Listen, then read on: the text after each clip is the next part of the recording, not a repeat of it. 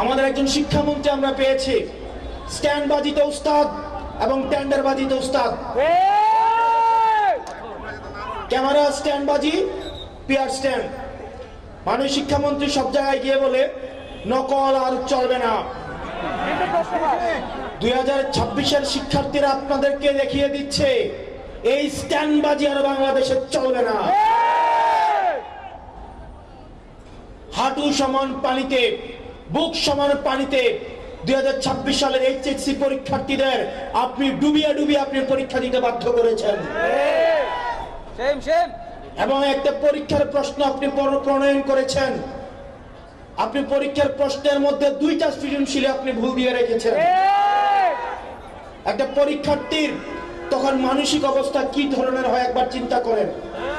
সে যখন দেখে প্রশ্নপত্রে ভুল, সে যখন নিজে চেষ্টা করে পরীক্ষায় উত্তর মিলানো, পরীক্ষা দিয়ে এসে হয়তো বুঝতে পারে প্রশ্নপত্রে ভুল, সে যখন উত্তর মিলাতে পারে না, তখন পরীক্ষার মধ্যে কি ধরনের মানসিক অবস্থা তৈরি হয় একবার চিন্তা করেন। আপনারা একবার দুঃখ প্রকাশের প্রয়োজন বোধ করলেন না, বরং এই শিক্ষার্থীদেরকে আপনারা বলছেন মাদকাসক্ত।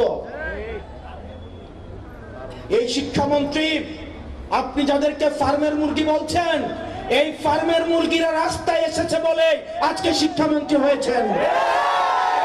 এই ফার্মের মুরগিরা রাস্তায় নেমে এসেছে বলেই শিলং থেকে এসে সংবিধান বিশেষজ্ঞ হয়েছে।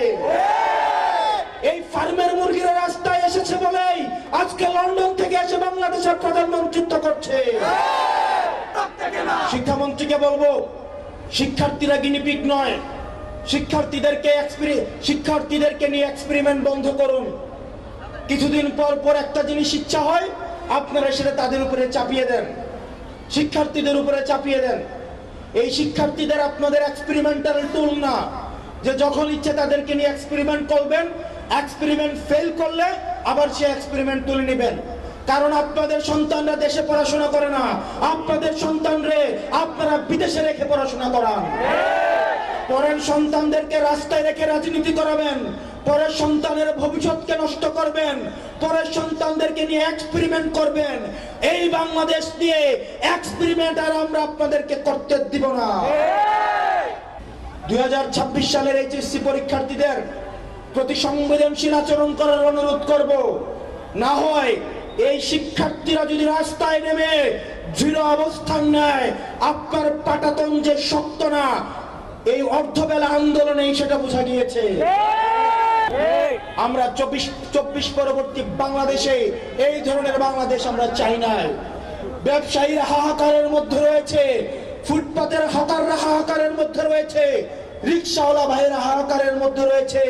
200 টাকা ইনকাম করলে 50 টাকা বিএনপি ছাত্রদল যুবদলকে চাঁদা দিতে হয়, স্থানীয় এমপিদেরকে চাঁদা দিতে হয়।